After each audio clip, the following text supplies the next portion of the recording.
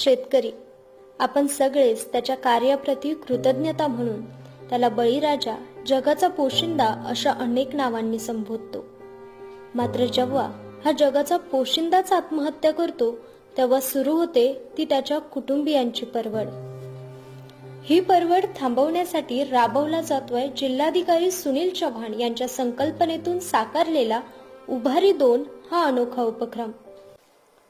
या उपक्रमाअंतर्गत खुलताबाद तालुक्यात जीवन उपयोगी वस्तूचं देखील वाटप करण्यात आलंय।